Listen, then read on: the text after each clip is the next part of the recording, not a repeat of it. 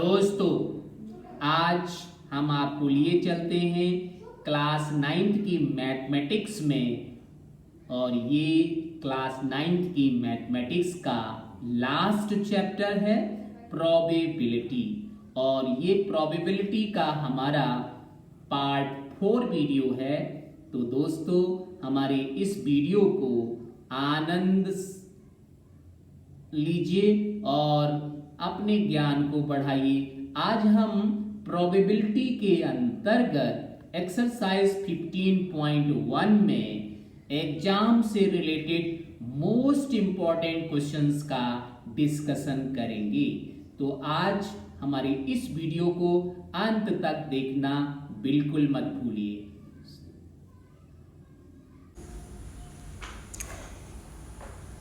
Here is question number first. Two unbased coins are tossed simultaneously. Simultaneously का मतलब समझते हैं, एक साथ. Find the probability of getting number 1 2 heads, number 2 1 head, number 3 1 tail, number 4 at least 1 head, number 5 at most 1 head, and number 6 no head. So how can you find the probability if this condition is given?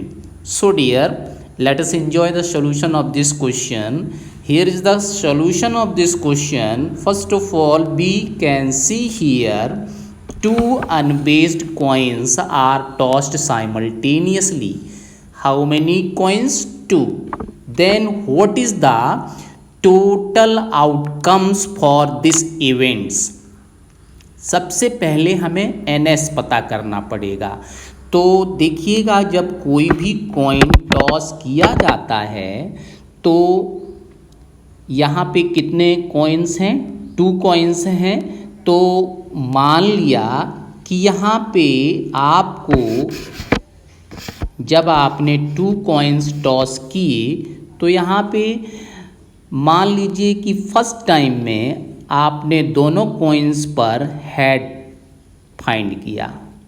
दोनों coins आपने toss किए और दोनों पे head आ गया।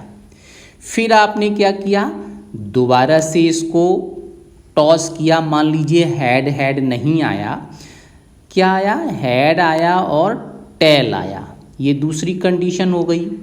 मान लीजिए ये भी नहीं आया था, आपने जब कॉइन को टॉस किया तो टेल आया और पहले पे टेल आया, दूसरे पर हेड आया। तो ये भी कंडीशन हो सकती है। अब आपने क्या किया, मान लो ये भी इवेंट नहीं हुआ, ये भी नहीं आया।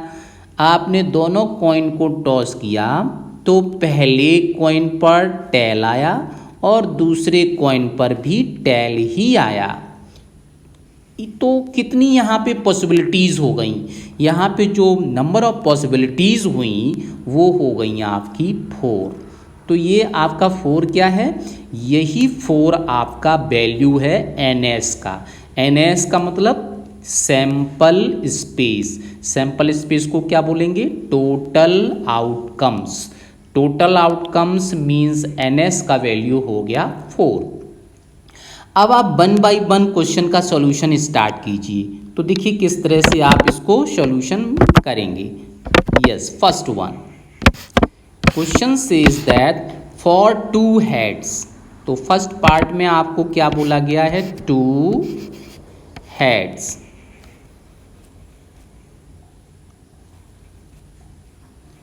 तो 2 हेड्स के केस में आपको यहाँ पे NE पता करना है। NE का वैल्यू क्या होगा? तो आप देखिए यहाँ पे जो कंडीशन दे रखी है HH, HT, TH, TT। तो यहाँ पे 2 हेड किस कंडीशन पे आ रहे हैं? आप देखो यहाँ पे ये जो कंडीशन है वो यहाँ पे दोनों कॉइन्स पर 2 हेड आने की कंडीशन आपको मिल रही है। तो 2 हेड कितने टाइम्स आए हैं?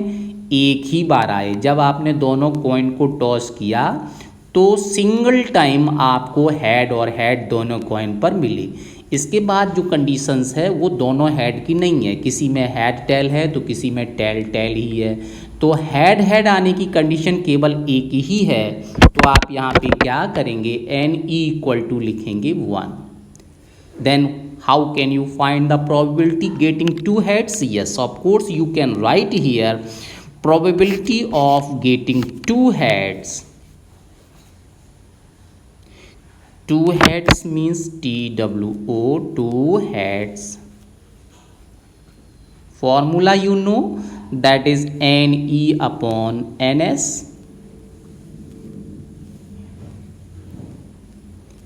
Now put all the values. NE here is 1 and NS is 4. Now you can simplify it. No, you cannot simplify it. It means this is the answer of this question. ये इस question का आपका answer हो जाएगा. अब आगे बढ़ते हैं सेकंड पार्ट के लिए. तो सेकंड पार्ट में आप देखिए क्या पूछा गया है, प्रोबेबिलिटी ऑफ व्हाट, 1 हेड. तो आप यहाँ पे क्या करना है, 1 हेड की प्रोबेबिलिटी आपको पता करनी है. तो you can observe here in the sample space for N E, that is how many times you get 1 head. So once again you see here this is H T and T H. यहाँ भी एक बार 1 head मिला है और यहाँ भी एक बार ही 1 head मिला है.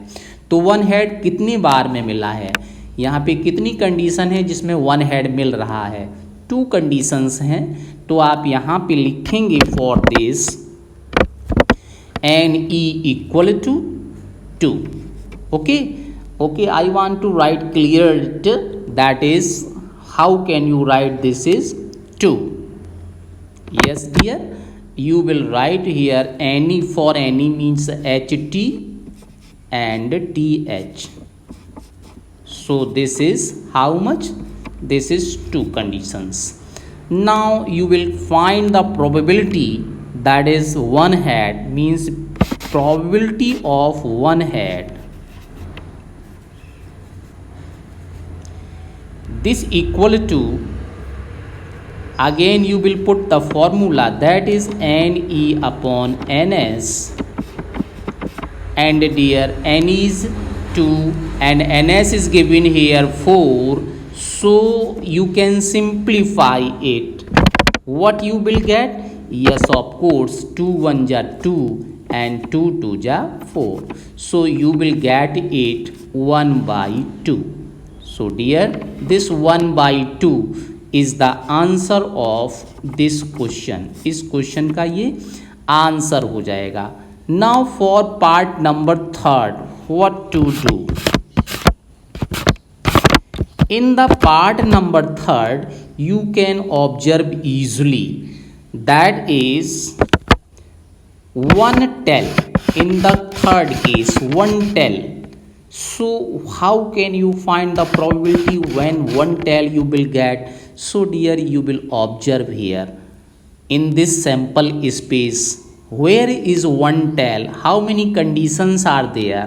So this is the first condition in which you will get 1 tell, and this is the second condition in which you will get the 1 tell. So total conditions are 2. Yes of course.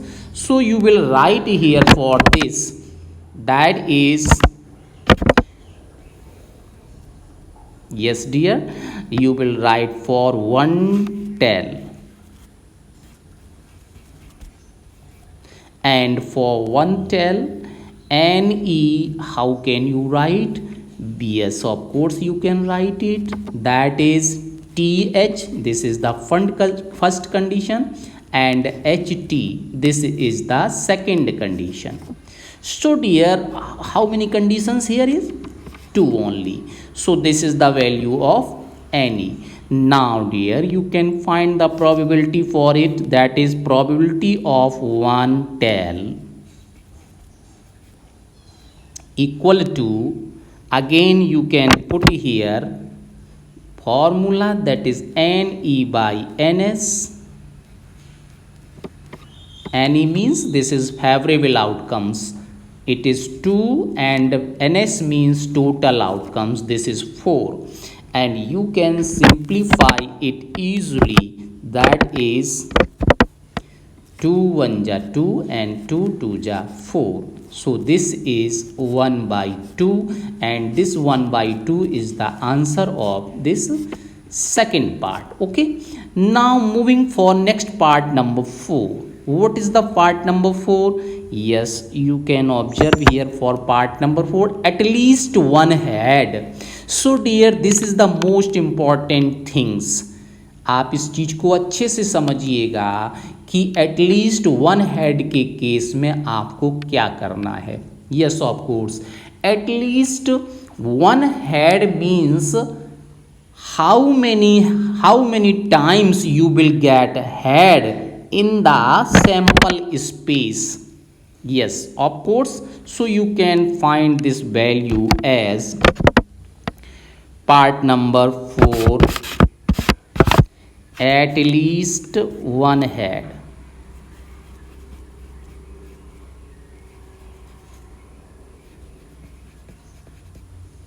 Okay dear, so what to do in this case? Yes, of course, at least one head का मतलब ये हुआ, आपको यहाँ पे ये जो condition बतानी है उसके लिए ये बताना पड़ेगा कि यहाँ पे कम से कम हेड कितनी बार आया हुआ है और एटलीस्ट वन पूछा गया है, तो वन हेड तो होना ही चाहिए.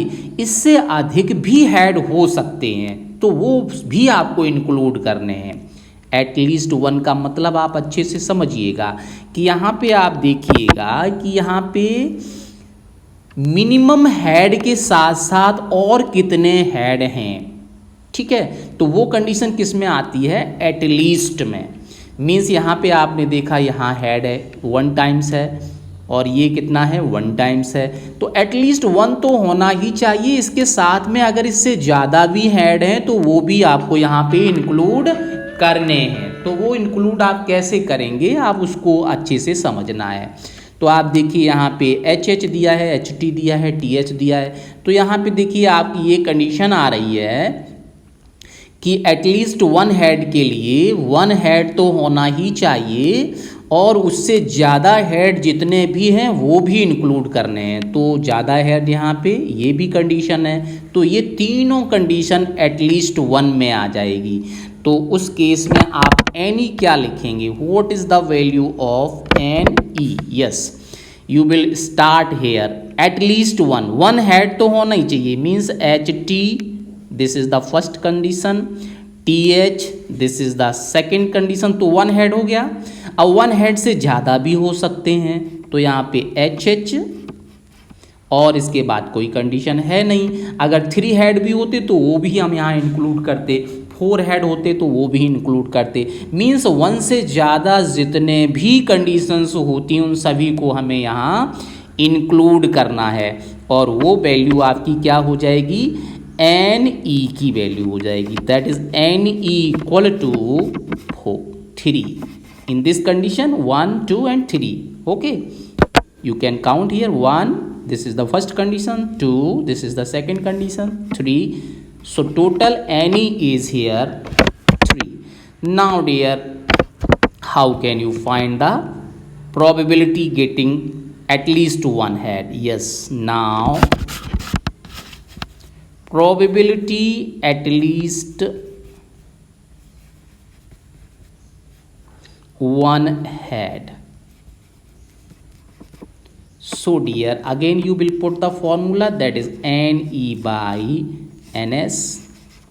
and in this condition NE is here 3 and NS is always 4. So this is the answer. You cannot simplify it. So this is the answer of this part number 4. Now dear, moving for next part number 5th. What is the part number 5th? In this part number 5th dear, given that at most one head, at most one head का मतलब 1 से ज़्यादा नहीं होने चाहिए. इसका मतलब है एट मोस्ट वन हेड का मतलब 1 हेड हो सकता है लेकिन 1 से ज़्यादा नहीं हो सकते. 1 से कम जितने भी हैं वो भी आपको काउंट करने हैं. एट मोस्ट 1 मीन्स मैक्सिमम 1 लिया जा सकता है और 1 से छोटे जितने भी हैं, 1 से कम जितने भी हैं वो भी सभी लेने हैं. और एट लीस्ट 1 का मतलब आपको 1 तो लेना ही लेना है और 1 से ऊपर जितने भी वैल्यूज़ हैं वो भी काउंट करने हैं। और एट मोस्ट का मतलब है मैक्सिमम आप 1 ले सकते हैं और 1 से छोटे सारे वैल्यूज़ ले सकते हैं। तो आप यहाँ पे देखिएगा 1 हेड यहाँ भी आ रहा है, 1 तो लेना ही लेना है, और यहाँ 1 हेड आ रहा है, और 1 से कम भी लेना है। मीन्स हेड जिस यहाँ पे 1 से कम ही आ रहा है, 1 से कम का मतलब जिसमें हेड आ ही नहीं रहा है, तो ये कंडीशन भी आपको लेनी है। तो यहाँ पे टोटल कंडीशन यहाँ पे कितनी हो जाएंगी, 3 कंडीशंस हो जाएंगी। तो एट मोस्ट का मतलब समझ गए, एट मोस्ट का मतलब 1 और 1 से छोटे सभी, और एट लीस्ट का मतलब क्या है, 1 और 1 से ज़्यादा सभी। ठीक है, तो ये कंडीशन यहाँ पे आपको लेनी है। तो यहाँ पे एट मोस्ट के लिए आप यहाँ पे लिखेंगे for this, yes here of course you can write for it, that is part number 5, at most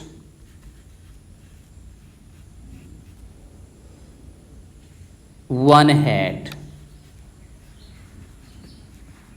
Yes, for this dear you can write any के लिए आप यहाँ पे पहले कंडीशंस देखेंगे क्या आ रही हैं। कंडीशंस इज एट मोस्ट का मतलब 1 हेड होना चाहिए, तो HT पहली कंडीशन हो गई, फिर इसके बाद TH ये दूसरी कंडीशन हो गई, फिर जिसमें कोई भी हेड आ ही नहीं रहा है मतलब 1 से कम, तो ये कंडीशन TT वाली भी आपको लेनी है। तो टोटल यहाँ पे NE का वैल्यू हो जाएगा, कितना होगा काउंट कर लीजिए।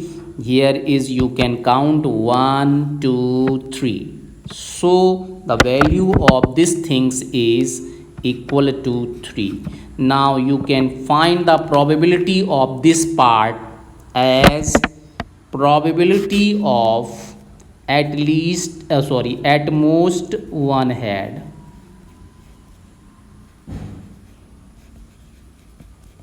And this is just equal to formula, you know that NE by NS. तो NE का वैल्यू आप देखिए कितना हो जाएगा 3, और NS का वैल्यू कितना हो जाएगा 4। इसको सिंप्लीफाई कर सकते हैं, नहीं तो यही इसका हो जाएगा आंसर। क्लियर हो रहा है? ओके, मैं आपको एक एक चीज़ को क्लियर करता चला जाऊंगा, बस आप इस वीडियो में बने रहिए अंत तक और समझते रहिए। अब आप देखिए पार्ट नंबर आपको 6 पे ले चलते हैं। What is the part number 6 for this?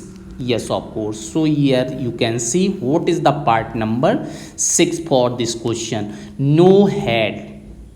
Here part number 6 you will observe what is the condition, no head. तो ऐसी कंडीशन यहाँ पे क्या है जिसमें हेड हो ही नहीं, मतलब जिसमें टेल ही टेल हो, तो ये कंडीशन एक ही बार आ रही है। यहाँ तो हेड है, यहाँ भी हेड है, यहाँ तो 2 बार हेड है, तो ये एक भी नहीं लेना है, नो हेड। नो हेड का मतलब you will get here tail and tail only. तो टेल एंड टेल के कंडीशन में अब आपको क्या करना है, यस ऑफ कोर्स आपको यहाँ पे लेना है वो कंडीशन जिसमें आपके केवल टेल ही आ रहे हैं। तो आपसे पूछा क्या गया है, yes of course that probability of no head.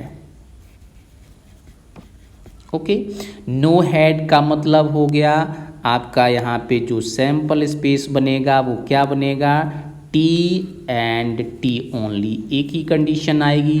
तो इन दिस केस NE का वैल्यू हो जाएगा 1।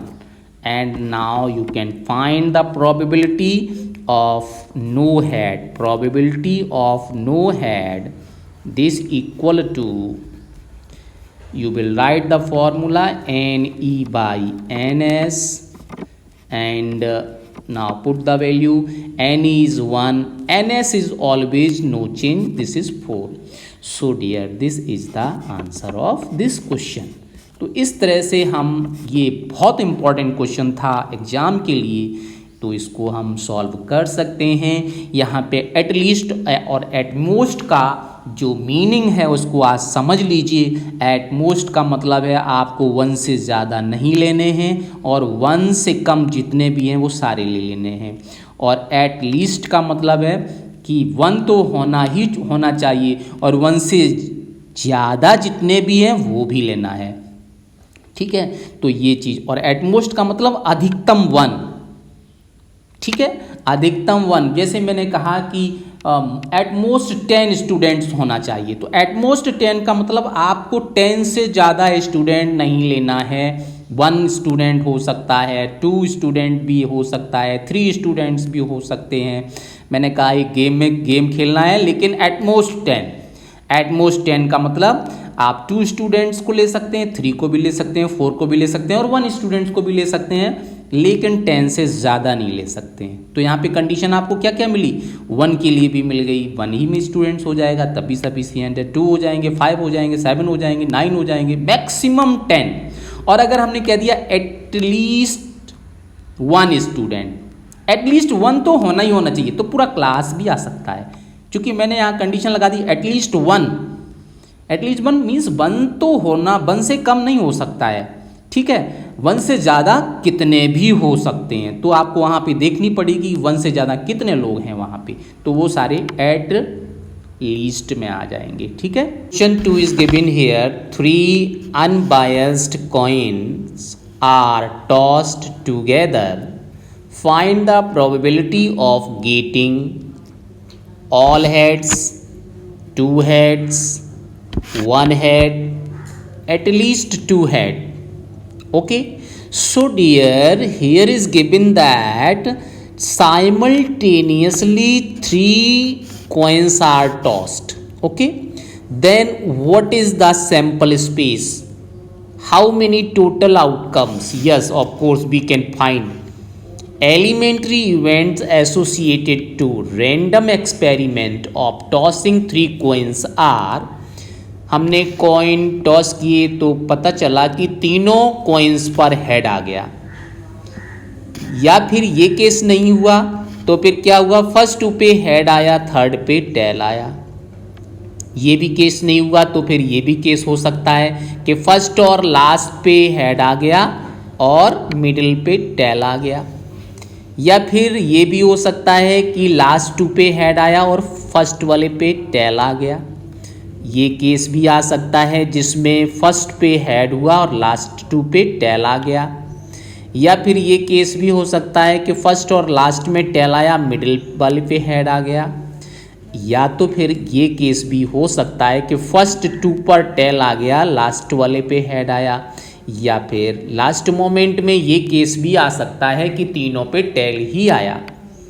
तो यहाँ पे टोटल कितनी संभावनाएं हुई, टोटल 8 संभावनाएं हुई, 1 2 3 4 5 6 7 8।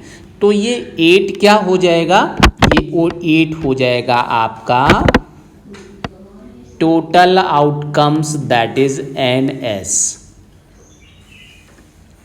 Okay, but you can find this NS also.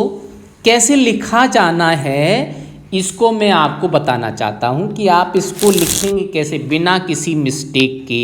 आप NS कैसे लिखेंगे, NS आपने लिखा NS equal to for the 3 coins.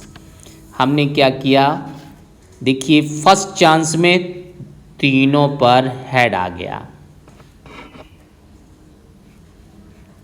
ठीक है। अब अगले में हमने क्या किया, ये लास्ट का जो H है इसे रिप्लेस कर दिया T से, तो 2H हो गए और यहाँ पे हमने T लिख दिया। अब क्या करेंगे हम नेक्स्ट में, ये दूसरा वाला H भी रिप्लेस कर देंगे, तो फर्स्ट H आपका सेम टू सेम रहेगा और यहाँ पे आपका ये T हो गया, ये T हो गया। अब हम क्या करेंगे, ये फर्स्ट H भी रिप्लेस कर देंगे तो सारे के सारे T आ गए। हम आपको लिखने का तरीका बता रहे हैं कि कैसे सैंपल स्पेस आप लिखेंगे। आफ्टर दैट अब हम क्या करेंगे, इसको T को रिप्लेस करना स्टार्ट करेंगे, तो लास्ट में जो T लिखा है इसको रिप्लेस कर दिया तो क्या केस आ जाएगा, T T और H। अब हमने सेकेंड T को भी रिप्लेस कर दिया तो यहाँ पे क्या कंडीशन आ जाएगी, T H H। अगर हम थर्ड T को भी रिप्लेस करते हैं तो H H H हो जाएगा और ये हम पहले ही ले चुके हैं, ठीक है, तो इसे नहीं करना है। अब क्या करेंगे, नेक्स्ट में हम एच को जो हेड है इसको मिडिल में रखते हैं और टी को इस तरह से लिखेंगे और फिर लास्ट में क्या करते हैं, टी को मिडिल में रखते हैं, एच को हम बाउंड्री पे रख लेते हैं। तो ये आपके क्या हो गए, टोटल आउटकम्स हो गए। इससे ज़्यादा अब आप लिख नहीं सकते हैं, जो भी लिखेंगे रिपीट होना शुरू हो जाएगा। तो यहाँ पे आप देख सकते हो ये सारे आउटकम्स आपने जो लिख लिए यही पॉसिबल हैं, तो टोटल आउटकम से ही हो जाएंगे। आप काउंट कर सकते हो, तो देखिए 1 2 3 4 5 6 7 8, तो यहाँ पे 8 कंडीशंस हो गई। ये 8 कंडीशंस आप कैसे लिखोगे, आपने यहाँ दूसरे तरीके से भी आप इसे एनएस को पता कर सकते हो। तो कि आपका क्या है, यहाँ पे कॉइन है, कॉइन में क्या पॉसिबिलिटीज़ होती है, हेड आ सकता है या तो फिर टेल आ सकता है। तो कितनी कंडीशंस हुई, 2 ही तो हुई, तो आप यहाँ पे 2 लिख सकते हो। अब आप देखिएगा कि यहाँ पे जो कितने कॉइन्स आपने एक साथ टॉस किए, 3 कॉइन्स, तो यहाँ पे 2 की पावर आप 3 लिख दीजिए। 2 की पावर 3 का मतलब कितना होता है, 8, और यहाँ पे काउंट करके भी आपने अभी बताया था वो कितना था, 8 ही था। तो ये वैल्यू हो गई आपकी एनएस की।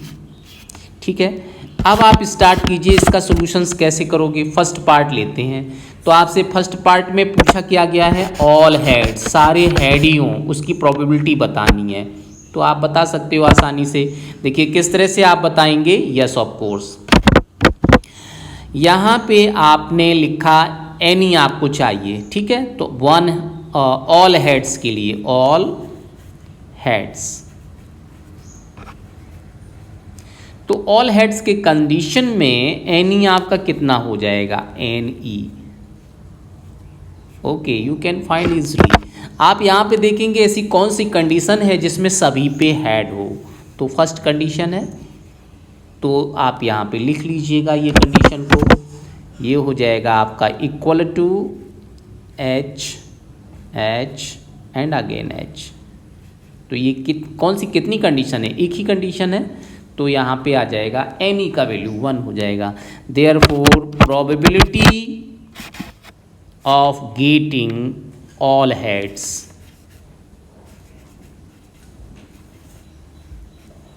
This equal to just 1/8।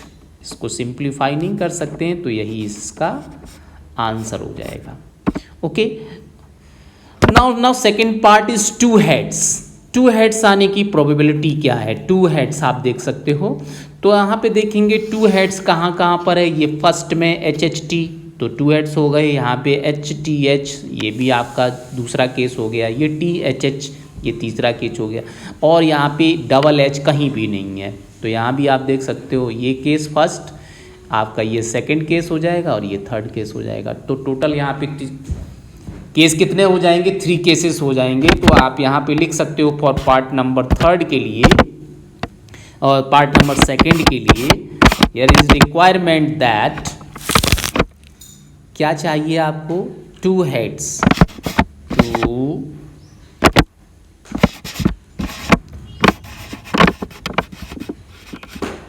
2 heads के लिए आप प्रोबेबिलिटी पता करेंगे। तो देखिए किस तरह से आप पता कर सकते हैं।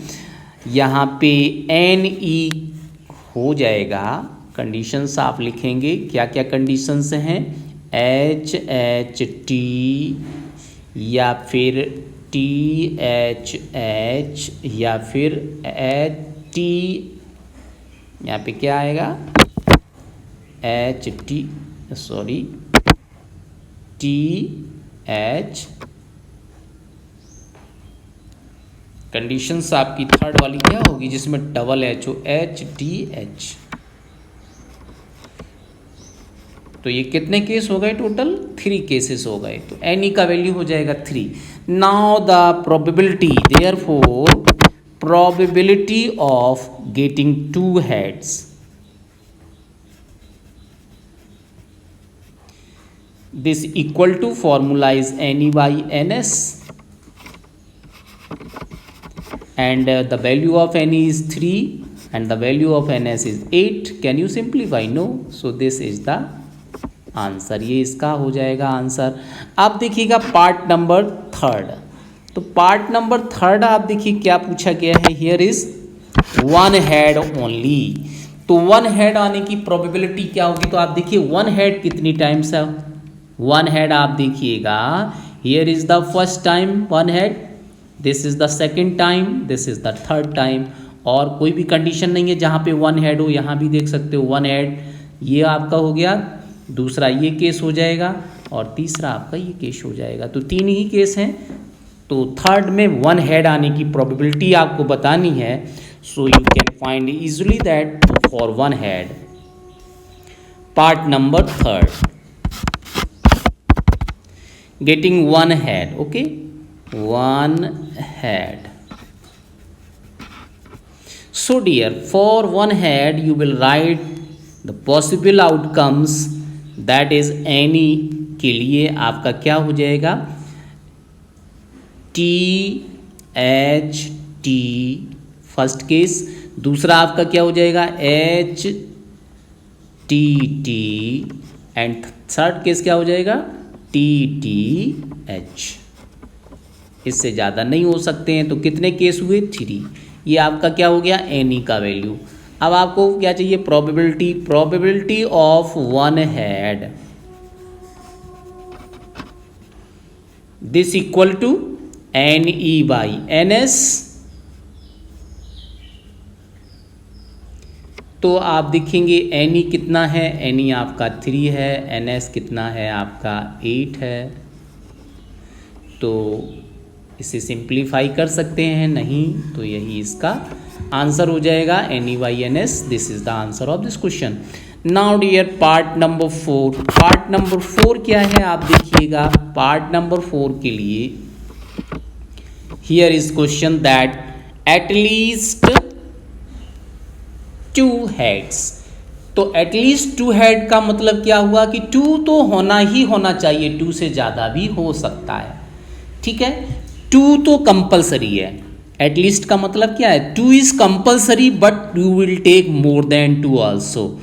तो एटलीस्ट 2 हेड आने की प्रोबेबिलिटी आप कैसे पता करेंगे, चलिए आइए देखते हैं।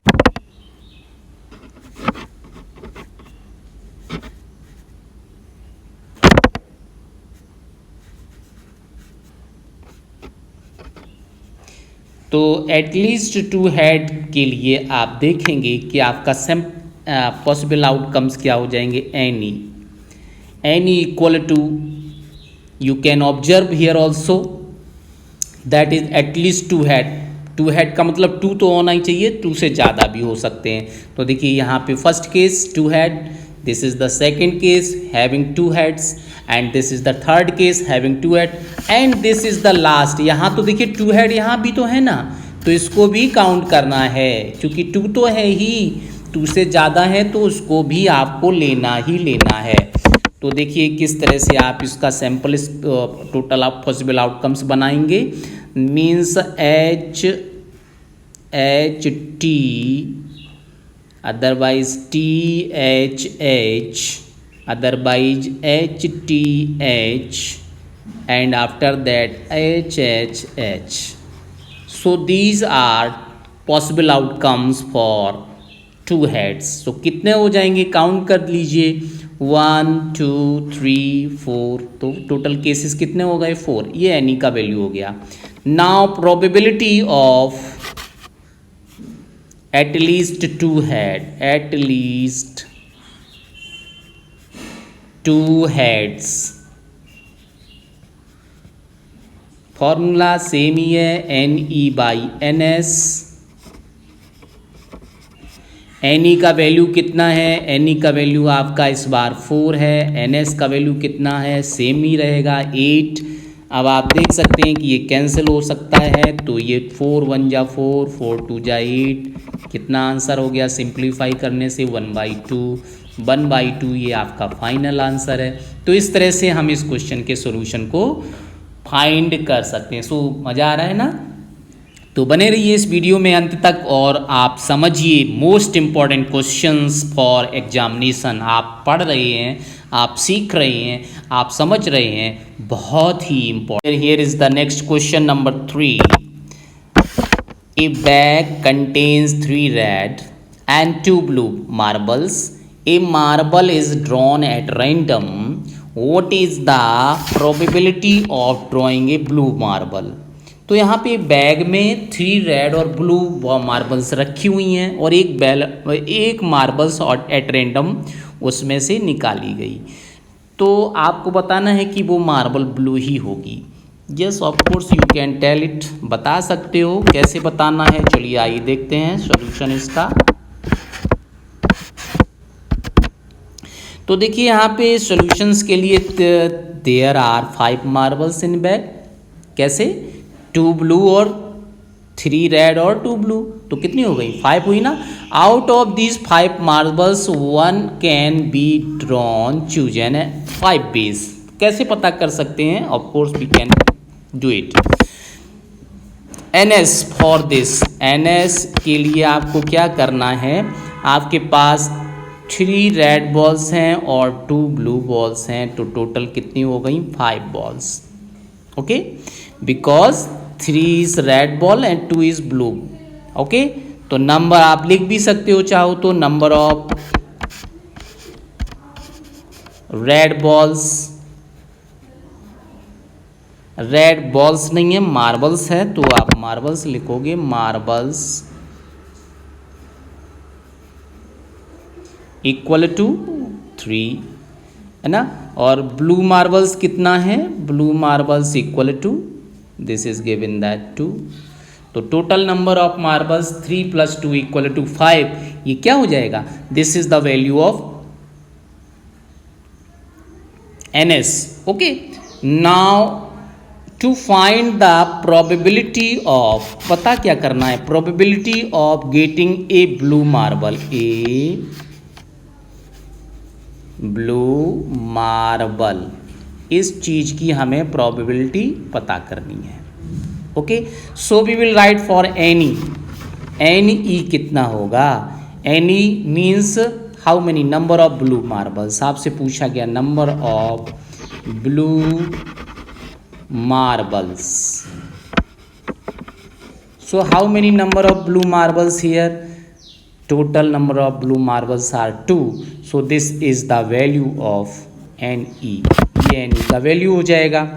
अब आप देखिएगा कि यहाँ पे प्रोबेबिलिटी आपको पता करनी है, probability of A blue marbles. So dear, you know that the formula that is NE upon NS,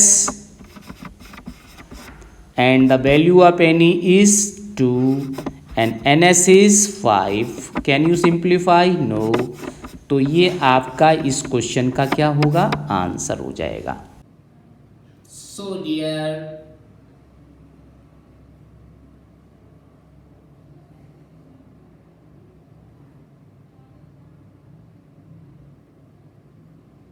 तो हमारा ये वीडियो अंत तक देखने के लिए आपका बहुत बहुत धन्यवाद। और अगर ये पसंद आए तो इसे लाइक शेयर कमेंट करना बिल्कुल मत भूलिए।